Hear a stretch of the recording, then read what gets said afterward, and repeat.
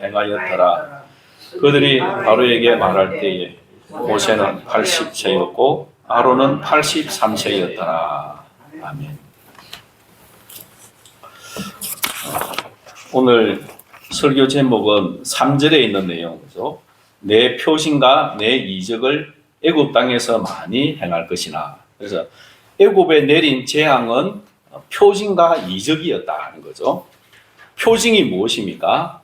신약에서는 표적이라고 하죠. 구약에서는 표징이라고 적은데 무엇을 가리키는 의미 있는 기적입니다. 예수님이 많은 기적을 행했는데 그 기적이 뭐였습니까? 표적이었죠. 예수님이 하나님의 아들임을 가리키는 의미 있는 기적이었다는 거죠. 그 다음에 이적은 초자연적인 사건. 하나님이 애굽 땅에 내린 많은 재앙들은 그냥 애굽 사람들 그냥 혼내주려고 내린 게 아니고 하나님을 알게 하기 위한 표징과 이적이었다는 것이죠. 오늘 이 표징과 이적에 대해서 알아보겠는데 첫 번째는 이스라엘은 왜 애굽에 가야만 했고 왜 종으로 고통을 받아야만 했냐는 거죠. 하나님께서 이스라엘 백성들을 그냥 가나안 땅에서 잘 살게 하면 될 텐데 왜 애굽에 보내가지고 400년 동안 노예 생활을 하게 하는 큰 고통을 받게 하셨냐는 것입니다. 왜 애굽에 가야만 했고 왜 고통을 받아야 했을까요? 그것은 햇불 언약의 성취입니다. 창세기 15장 13절에서 14절 같이 읽어봅시다.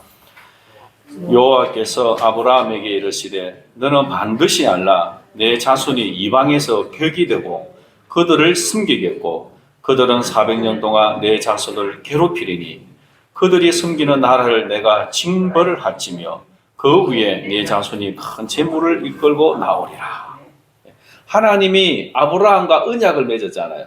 그 언약의 내용이 이 아브라함의 후손 이스라엘이 남의 나라에 가서 400년 동안 노예 생활을 하다가 고통 가운데 있다가 큰 재물을 가지고 나오게 된다는 거죠. 그러니까 이스라엘 백성들이 왜 애굽에 가서 종으로 고통을 받아야 했습니까? 그들이 잘못한 게 있어서 그렇습니까? 왜 그렇습니까? 하나님의 언약입니다. 하나님의 예정입니다. 하나님의 예정. 하나님이 그렇게 하신 거예요. 물론 많은 이유들이 있지만 첫 번째는 하나님께서 그렇게 계획하신 겁니다. 그래서 역사는 하나님의 예정과 섭리 속에 일어납니다.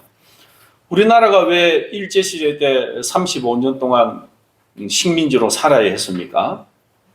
많은 이유가 있겠죠, 그죠? 그러나 그것도 하나님의 예정 속에 일어나는 겁니다. 왜 6.25 전쟁을 통해서 300만 명의 이상의 사람들이 죽음을 당했습니까? 완전히 나라가 초토화되게 했습니까? 하나님의 이유가 있겠지만 첫 번째는 하나님의 예정입니다. 오늘 여러분이 지금까지 살아온 모든 인생의 그 길들이 왜 그렇게 살아왔습니까? 더 좋은 길도 있었을 텐데 왜 고난의 길을 살아왔습니까? 여러 가지 이유가 있겠죠. 그죠? 내가 그렇게 선택한 것도 있고 그러나 근본적으로는 하나님의 예정 가운데 이루어진 것입니다. 그래서 이스라엘 백성들이 애굽에서 400년 동안 고통을 받고 그 고통 가운데서 하나님께 부르짖었고 하나님은 응답하셨습니다. 우리 출애굽기 3장 9절에서 10절 읽어봅시다. 이제 가라 이스라엘 자손의 부르짖음이 내게 달하고 애굽 사람이 그들을 괴롭히는 학대도 내가 보았으니 이제 내가 너를 바로에게 보내어 너에게 내 백성 이스라엘 자손을 애굽에서 인도하여 내게 하리라. 애굽에서 하나님에게 부르짖었다는 거예요. 하나님 우리 도와달라고 그 고통 가운데 부르짖었다는 거죠.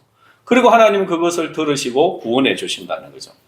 그런데 여러분 잘 보세요. 이스라엘 백성들이 왜 하나님께 부르짖었습니까? 무엇 때문에 부르짖었습니까? 고난이었죠. 그죠? 고난이었습니다. 학대였습니다. 너무 힘들어서 못 살 것 같아서 하나님 도와달라고 부르짖었다는 겁니다. 그러니까 하나님께 부르짖도록 고난을 하나님이 허락해 주신 거예요. 오늘 여러분에게 고난이 찾아온 이유도 하나님에게 부르짖으라는 거죠. 부르짖어라. 그래서 하나님에게 부르짖으면 하나님이 들으시고 하나님의 능력으로 도와주실 줄 믿습니다. 그래서 이스라엘 백성들이 애굽에 가서 고통 당하는 그 고통 가운데에서 하나님께 부르짖고 하나님이 그들의 기도를 들으시고 도와주시는 것, 이 모든 것이 하나님의 예정 속에 일어났다는 것이죠. 그래서 주기도문에 뜻이 하늘에서 이루어진 것 같이 땅에서도 이루어지이다. 예수님이 이 기도 가르쳐 주셨습니다. 이 기도 하라는 거예요. 뜻이 하늘에서 이루어진 것 같이 땅에서도 이루어지이다. 여러분, 뜻이 하늘에서 이루어지는 게 뭘 말합니까? 하나님의 예정을 말합니다. 우리를 향한 하나님의 계획, 하나님의 예정, 하나님의 언약이 있는데 그 언약이 이 땅에 이루어지게 해달라는 거죠. 그걸 위해 부르짖으라는 겁니다. 나를 향하신 아버지의 뜻을 이루어 주시옵소서. 자녀를 향하신 아버지의 뜻을 이루어 주시옵소서. 우리 교회를 향하신 아버지의 뜻을 이루어 주시옵소서. 나라를 향하신 아버지의 뜻을 이루어 주시옵소서. 이렇게 하나님 앞에 기도해야 됩니다. 우리는요, 우리의 계획과 우리의 뜻대로 이루어지게 해달라고 막 부르짖어 보지만 잘 안 됩니다. 그렇죠? 우리가 뭘 위해 기도해야 되겠습니까? 나를 향하신 하나님의 뜻이 이루어지게 해주십시오. 기도해야 됩니다. 이스라엘 백성들을 향한 하나님의 뜻이 무엇입니까? 고난 가운데서 그들을 구원해내서 가나안 땅에 들어가게 해주시는 거죠. 그래서 백성들이 고통 가운데 부르짖을 때 그 부르짖음을 듣고 하나님이 모세를 보내주시는 겁니다. 두 번째로 애굽은 이스라엘 백성을 번성케 하는 장소입니다. 여러분, 애굽은 이집트죠, 그죠? 이집트. 히브리 원어로는 미츠라임이라고, 미츠라임. 그 다음에 이집트를 중국 사람들은 IG라고 그래요. IG. 그걸 우리 한자로 한국어로 번역을 하면 애굽이라 되는 거야. 그래서 우리가 아니 영어로는 이집트라 부르는데 왜 자꾸 우리는 애굽이라고 하냐면 우리 성경이 중국어로 간 걸 중국어로 우리 한국 그대로 번역하면서 온 게 애굽, IG, 애굽이라고 되는 거예요. 그래서 그래서 애굽이라고 합니다. 그런데 이집트죠, 그죠? 지금도 이집트가 있잖아요, 그죠? 나라가 있는데 왜 하나님이 이 이집트, 애굽에 보내어서 그렇게 하셨냐면 이 애굽을 이스라엘 백성들이 번성케 하는 장소로 만들었다는 거죠. 여러분, 나라가 되기 위해서는 뭐가 있어야 됩니까? 백성이 있어야 되고 제일 중요한 첫 번째가 백성입니다. 두 번째는요, 땅이 있어야 되고 세 번째는요, 주권, 법이 있어야 됩니다. 법. 자기 나라, 자기 국민이 만든 법이 있어야 돼요. 이 세 가지가 있어야 나라가 되는 거예요. 근데 하나님이 아브라함에게 너를 통해 큰 나라를 이루겠다고 했으니까 하나님이 약속했으니까 첫 번째로 이 아브라함의 후손들의 숫자가 많아져야 되는 거예요. 번성해야 되는 거예요. 숫자가 많아져야 되는 거예요. 지금 애굽 땅에 가서 하나님의 나라를 위한 첫 번째 조건, 백성들의 숫자를 번성케 하는 겁니다. 그런데 이제 여러분, 이 4대 문명의 발상제가 있잖아요. 그죠? 첫 번째는 메소포타미아 문명이고 BC 5000년경에 시작이 됩니다. 제일 첫 번째 문명의 발상지가 어디입니까? 메소포타미아. 메소소포라노 이런 게 있잖아요. 그죠? 그 가운데 걸 말하잖아요. 그죠? 두 강 사이의 땅을 메소포타미아. 두 강은 무슨 강입니까? 유프라테스 강과 티그리스 강 사이에 있으니까 얼마나 그 땅이 비옥하겠습니까? 그리고 노아의 방주가, 노아 홍수로 사람이 다 전멸하고 방주가 요 메소포타미아에 있는 이 아라랏 산에 방주가 내린 거예요. 그래서 거기서부터 인류가 번성하게, 셈, 함, 야벳을 통해 번성하게 되면서 메소포타미아 문명을 이룬 거예요. 최초의 문명 발상지입니다. 여기에는 이제 니무롯이, 그죠? 바벨탑을 쌓고 막 사람들을 제국을 건설이잖아요. 그래서 다신교, 자연신을 섬깁니다. 자, 그 다음에 이 메소포타미아에서 문명이 흘러서 어디로 가냐면 이집트로 가는 거예요. BC 3000년경에.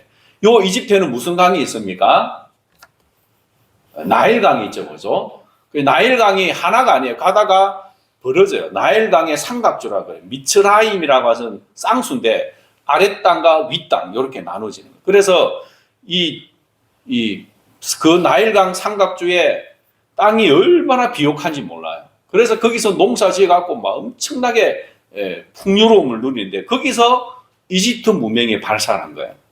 그 다음에 메소포타미아에서 또 어디로 가냐면 이렇게 해서 동쪽으로 와가지고 인더스 문명을 하는 거예요. 이 인더스는 인도죠, 그죠?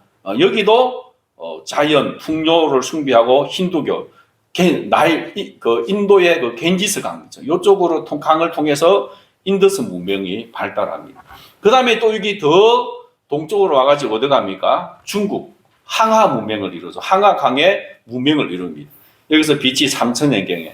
그래서 여기서는 조상 숭배 그리고 천 하늘을 숭배하는 사상이 있습니다. 그래서 메소포타미아 문명, 이집트 문명, 인더스 문명, 항하 문명이 이렇게 쭉 했는데 여러분 아브라함의 고향이 어디입니까? 아브라함은 어디에서 살았습니까? 갈대아 우르에서 살았죠. 갈대아지. 그 우르가 어디냐? 갈대아 우르가 지금이 이라크 쪽이에요. 그래서 아브라함도 이 메소포타미아 문명에서 자란 거예요. 그 여기에 종교가 다신교, 자연을 신으로 섬기잖아요, 그죠? 그래서 그 우상을 섬기는 땅에서 하나님이 아브라함을 불러내신 거죠. 그래서 이 메소포타미아 문명은 현재는 이란, 이라크, 시리아, 터키, 쿠웨이트 이런 지역입니다. 여호수아 24장 3절에 보면 내가 너희의 조상 아브라함을 강 저쪽에서 이끌어내어 강 저쪽에서 이끌어내었다.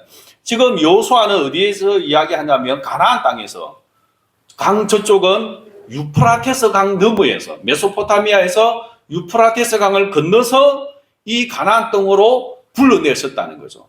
그래서 강을 건너다라고 하는 거 건너다가 이브리인데 이 이브리가 이 가나안 사람들이 아브라함이 유프라테스 강을 건너왔다. 그래서 이브리 히브리인이 되는 히브리인. 유대인들을 히브리인이라고 하잖아요. 그죠? 그것은 강을 건너왔다는 것이고 이 강을 건너왔다고 하는 것은 우상의 도시, 메소포타미아 이 우상의 도시, 인간이 만든 거대한 제국의 도시에서 하나님이 아브라함을 불러내어서 하나님을 섬기는 나라를 만들기 위해서 아브라함을 불러내셨다는 거죠. 그러다가 창세기 14장에 보면 뭐가 나오냐면 최초의 전쟁이 나옵니다. 이 메소포타미아 문명권에 있는 네 제국의 왕들이 이 남쪽으로 내려와서 점령을 하고 소돔 고모라에 있는 롯까지 포로로 잡아가잖아요. 그때 아브라함이 가서 그들을 전쟁으로 해서 다 격파를 시킵니다. 네 제국의 왕들을 격파를 시킨 거예요, 아브라함이. 그래서 하나님이 아브라함을 통해서 메소포타미아 힘의 도시, 우상의 도시를 그 제국을 심판하신 것이죠. 그 다음에 하나님은 이스라엘을 이집트 문명으로 이집트 국가로 보냅니다. 그 나일 그 이집트 문명의 두 번째 문명의 발상지죠. 거기에 가서 이스라엘 숫자가 번성하게 되어지죠. 현재는 이 지역은 이집트, 수단, 리비아, 이스라엘 또 팔레스타인 땅 있잖아요. 이스라엘 여기까지가 이집트 문명입니다. 그리고 출애굽기 14장에 보면 하나님이 애국 군대를 불러가지고 어디에 수장시킵니까? 홍해 바다에 다 수장시킵니다. 그러니까 창세기 14장, 출애굽기 14장은 두 거대한 문명의 발상지 그 제국의 군대를 멸망시키는 게 나오는 거예요. 그래서 하나님의 나라의 위대함을 보여주는 거죠. 세상 나라는 우상과 물질과 힘이 지배하는 나라입니다. 하나님은 백성들을 고난 중에 보호하시며 번성케 하셔서 나라를 세우십니다. 메소포타미아 문명에서 하나님이 아브라함이라고 하는 사람을 하나님의 사람으로 불러서 이끌어내시고 그 내 제국을 쳐서 멸하게 나라가 망언하지만 군대를 죽이고 이스라엘 백성들을 두 번째 문명의 발상지인 이집트 문명에 보내어서 그들에게 거기서 그 우상의 도시에서 이스라엘 백성들이 번성케 하고 핍박받고 그리고 그들을 이끌어내어서 애국 군대까지 홍해 바다에 수장시키는 거죠. 그러니까 메소포타미아 문명에서 아브라함이 나오고 그 후손들이 이스라엘 백성은 애국 땅에서 이집트 문명에서 거대한 하나님의 나라의 백성들이 생겨나게 되었다는 거죠. 여러분 이것이 하나님이 나라를 세우시는 방법입니다. 교회는 세상 속에 있지만 세상에 속하지 않습니다. 그리고 교회는 세상 속에서 핍박을 받지만 오히려 부흥하게 됩니다. 이스라엘 백성들이 왜 애굽에서 핍박을 받았습니까? 왜 노예로서 고통을 받았습니까? 소속이 다르기 때문이죠. 이스라엘 사람들은 이방인이잖아요. 이집트 사람들은 이집트 그쪽 나라 사람들이에요. 함의 후손들이에요. 그러니까 서로 종족이 다른 거예요. 그러니까 핍박을 한 거죠. 예수님께서 교회를 향해서 뭐라고 했어요? 너희가 세상에서 핍박을 받는 것은 소속이 다르기 때문이라는 거예요. 소속이 다르게.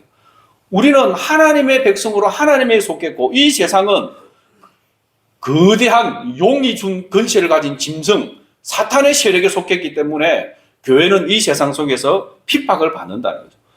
하나님은 이 교회를 세상 속에 넣어서 핍박 가운데 연단받게 하시고 하나님께 부르짖게 하시고 그러면서 교회를 부흥케 하시는 것이 방법입니다. 그래서 오늘 우리 교회는 이 세상에 있지만 세상에 속해서는 안 됩니다. 분명히 구분되어야 되고 그러면서 세상에 핍박을 받아야 되고 우리는 세상을 향해 복음을 전하는 자가 되어야 됩니다. 세상의 힘과 세상의 그 문화와 세상의 우상의 그 사상에 하나가 되고 합해버리면 그것은 음녀가 되는 겁니다. 음녀가. 교회는 구분되어져야 되고 하나님의 백성으로서의 정체성을 지켜야 됩니다. 두 번째로 하나님이 바로의 마음을 완악케 하신 의미가 무엇입니까? 오늘 말씀해 보니까 여러분 3절에 보니까 내가 바로의 마음을 완악케 하고 하나님이 벌을 주는데 재앙을 내리는데 바로가 그 벌을 받고 회개하고 돌이켜서 이스라엘 백성들을 풀어주면 좋을 텐데 하나님이 의도적으로 바로의 마음을 완악케 하신대요. 이스라엘 백성들을 못 보내준다고 하는 거예요. 하나님을 대적하게 하는 거예요. 그러니까 하나님이 더 큰 재앙을 내리죠. 그런데 여러분 하나님이 사람의 마음을 완악케 하신다는 게 말이 됩니까? 아니 하나님이 은혜를 주가지고 마음을 부드럽게 해서 순종하게 해야지 더 하나님을 대적하도록 완악한 마음을 이렇게 하신대요. 여러분 이게 무슨 의미냐면 바로가 본래 중립적인 마음인데 또는 착한 마음인데 하나님이 바로의 마음을 완악하게 하셨다는 게 아닙니다. 본래 바로는 완악한 마음입니다. 완악한 사람인데 그 완악한 마음 그대로 내버려 두셔서 더 악하게 되게 하는 겁니다. 로마서 1장 28절 한번 읽어볼까요? 또한 그들이 마음에 하나님 두기를 싫어하며 하나님께서 그들을 그 상실한 마음대로 내버려 두사 합당하지 못한 일을 하게 하셨으니 인간이 죄를 짓는데 그 죄를 하나님 우상을 섬기고 하나님을 대적하는 그 마음을 하나님을 싫어하니까 하나님이 그냥 그래 그럼 너 그대로 살아 내버려 두셨다는 거예요. 내버려 두시니까 더 악해져 가지고 동성애의 죄로 빠져든다는 거죠. 그래서 하나님의 심판을 받는다는 겁니다. 그래서 하나님께서 어떤 사람에게는 은혜를 주셔가지고 회개하도록 부드러운 마음으로 돌아오도록 돌이키게 하시는데 어떤 사람은 내버려 두세요. 내버려 두세요. 유기한다 그러죠. 그래서 하나님 왜 이랬을까요? 우리가 알 수 없는 거예요. 그 하나님의 절대 주권입니다. 하나님이 벌을 주는데 벌을 주시면서 회개하는 마음을 주시면 좋은데 안 주시는 거예요. 벌은 주면서 내버려 두시는 거예요. 그러니까 이 사람은 벌을 받으면서 더 악해지고 더 하나님을 대적하는 거예요. 완악한 인간은 심판을 받아도 회개하지 않습니다. 요한계시록 9장 20절 같이 읽어봅시다.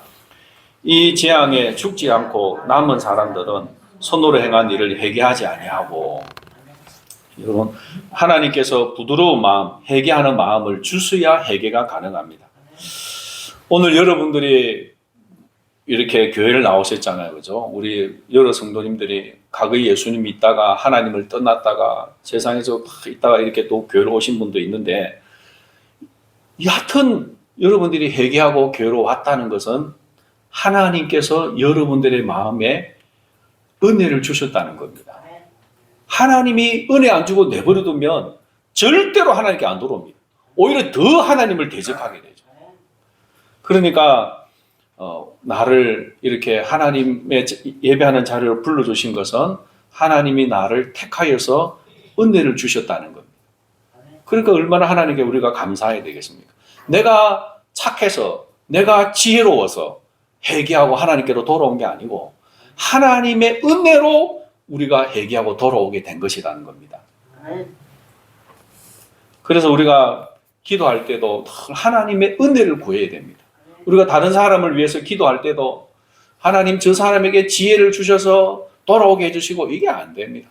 하나님의 은혜가 임해서 하나님의 성령으로 그 심령을 변화시켜서 하나님께로 돌아오게 해주십시오 라고 기도해야 됩니다.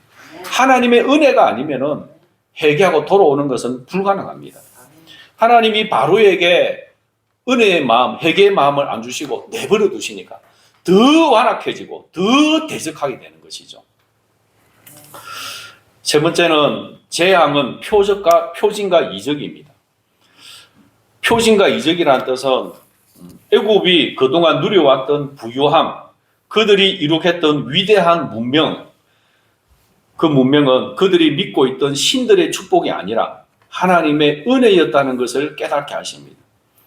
이집트도 다신교였어요. 다신교. 그리고 사후세계를 믿었고 바로를 신격화시켰습니다. 하나님이 이집트에 그 10가지 재앙을 내리시잖아요. 그죠?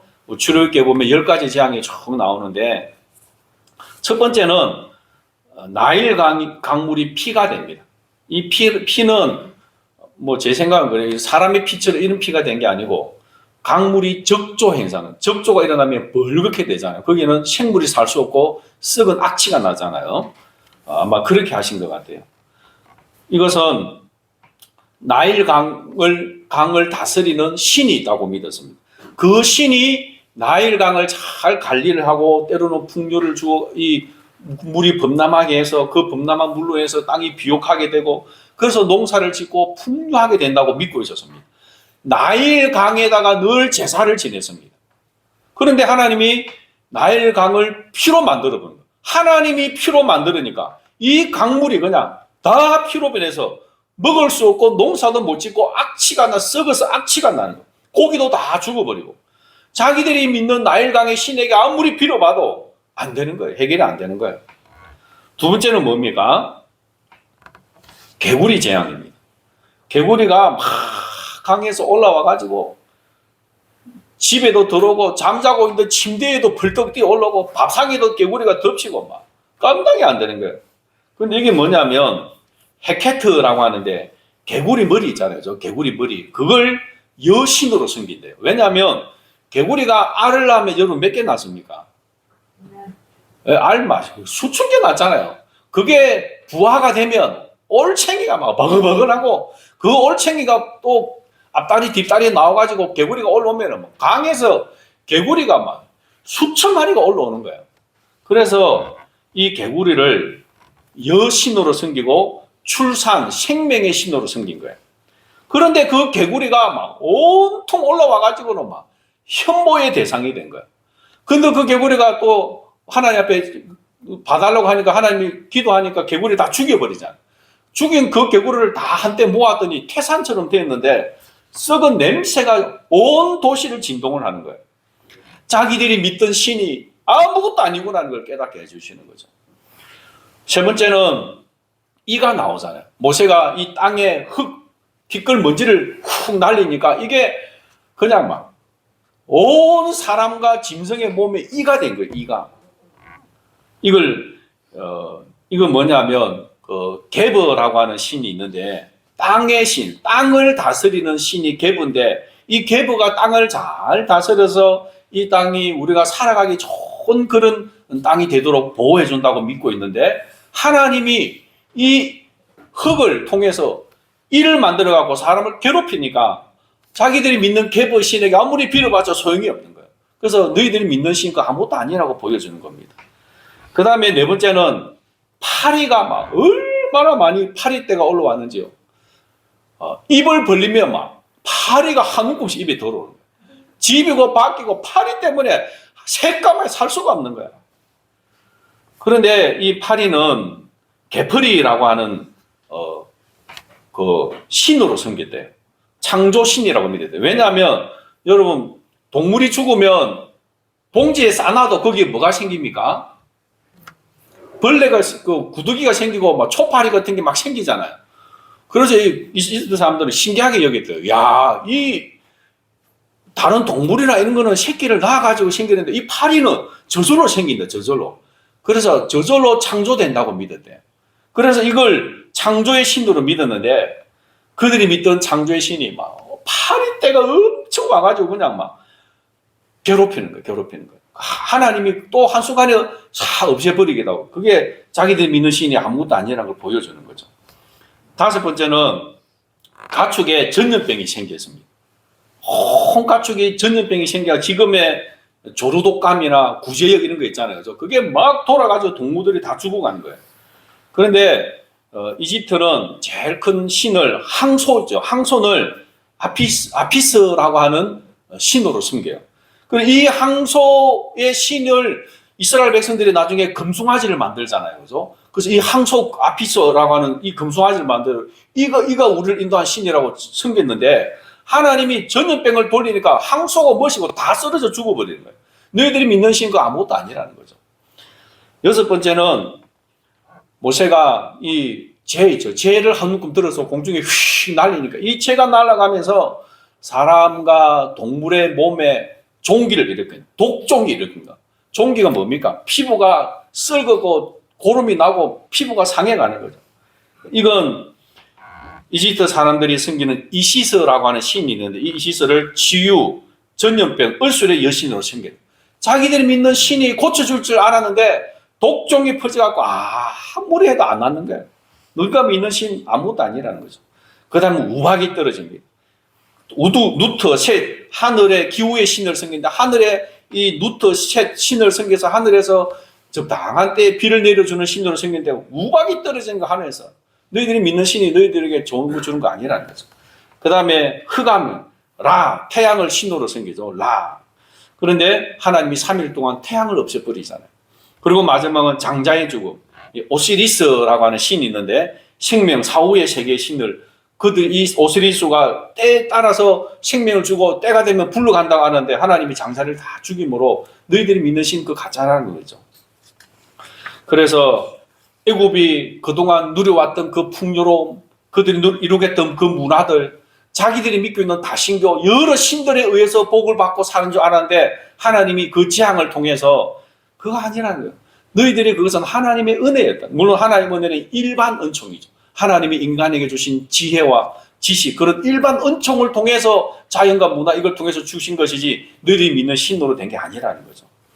그리고 재앙은 첫째에서 세 번째 재앙은 애굽 전역에 일어나서 이스라엘 사람도 같이 고통을 겪었습니다. 그러나 네 번째부터는 하나님이 구분하셨습니다. 이스라엘 땅에는 안 내리고 애굽 땅에만 재앙이 내린 거예요. 그 장자도 피를 바른 이스라엘 집은 면하게 되고 나머지 이집트 사람들의 장자는 다 죽임을 당하잖아요. 네 번째 재앙부터는 하나님이 구분을 하셨습니다. 그래서 이것을 통해서 첫 번째는 애굽에게는 심판을 통해 하나님만이 참 신이심을 증명하셨습니다. 그들이 믿는 모든 신 그 아무것도 아니고 하나님이 참 신인 걸 증명하신 거죠. 여러분 오늘날도 이 세상에 많은 재해가 있습니다. 그래서 얼마 전에 우리가 코로나 때문에 얼마나 많은 사람이 죽었습니까? 독감도 있고요. 그리고 홍수도 있고 지진도 있고 기근도 있고 또 여러 가지 재앙이 오는 것은 하나님의 사인이에요. 하나님의 표징이고 이적입니다.